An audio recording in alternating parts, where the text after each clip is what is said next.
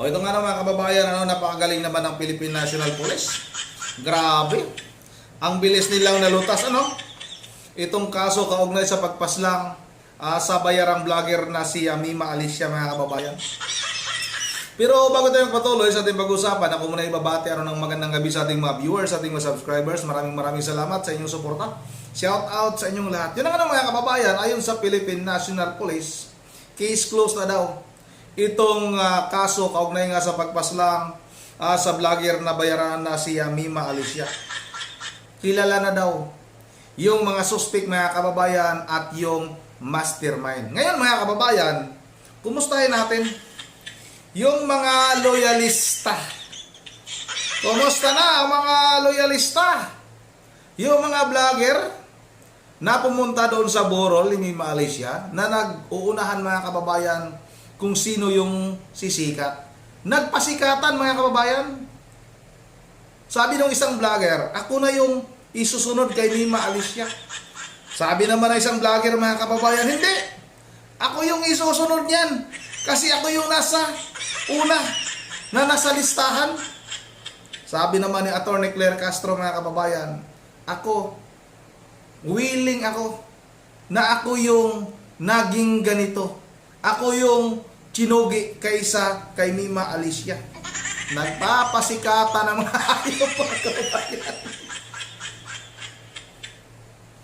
Kung sino-sino ang itinuturo na nagpatsugi kay Mima Alicia. Yun pala mga kababayan, yung kaibigan nila, kaibigan na mga kababayan, chinugi pala dahil sa utang. Tapos yung itinuturo mga kababayan, itong mga DDS, kampo ni Vice President Sara Duterte, dahil pinatsugi daw, dahil nga sa sobrang tapang daw nitong si Mima Alicia, dahil nga binabatikos ang kampo ni Vice President Sara Duterte. Sino ka bang langaw ka para pag-aksayahan ang panahon ni Vice President Sara Duterte para ipatsugi ka? Yung mga kasamahan mo lang namang vlogger nagpatsugi sa'yo. Nakakaya mga kababayan, itong mga loyalista na ito. May mga mukha pa kayang iharap sa mga viewers nila itong mga ito. Grabe, sobrang sinungaling ng mga hayop na ito mga kababayan. Tika lang, buksan natin yung video para panoorin na natin ito. Ito na mga kababayan. Sabay-sabay na natin itong panoorin. Sana. Tika lang, wala. Ayan. Walang sounds. Tika lang. Balik natin. Yan. Kaya ano ang naging papel sa krimen niyang nadagdag ng mga suspect? Magandang tanghali sa iyo, Ella. Nadagdagan pa nga ang bilang ng mga suspect sa pagpatay sa vlogger na si Mima Alicia. Ayon kay Northern Police District Director, Police Brigadier General Ben Liner Capili, 6 na kabuang bilang ng mga suspect sa krimen. Mula sa nasabing bilang, 3 na ang naaresto kabilang ang sinasabing middleman.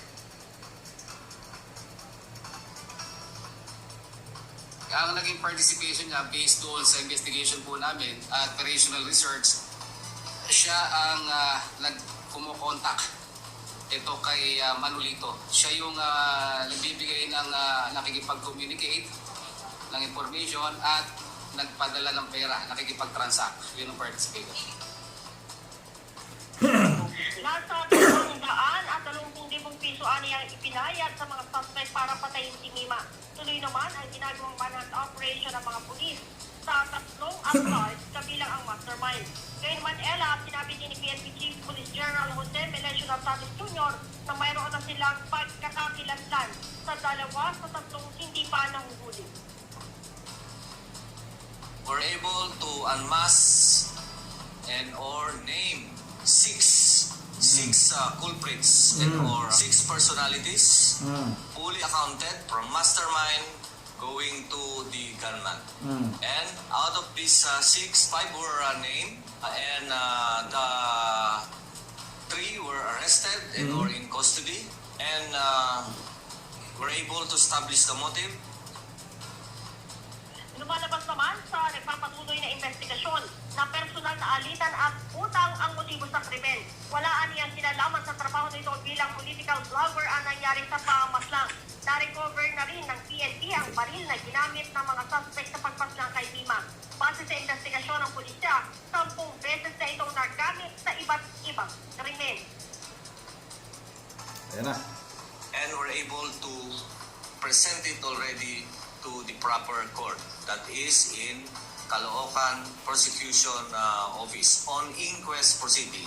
So this case is a solved one, including the Philippine National Police. Of course, the investigators didn't stop at the shooting, but were able to solve and all or solve not less than 10 cases that they have committed in the past.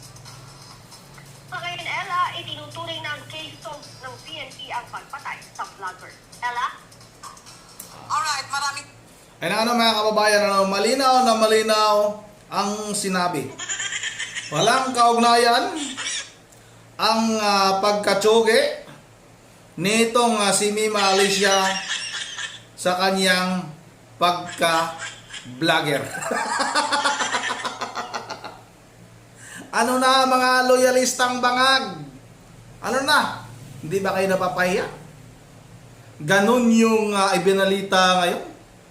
Tapos nung namatay si Mima Alicia, nag-uunahan kayo kung sino yung sisikat? Nag-uunahan kayo kung sino-sino ang inyong pinagbibintangan?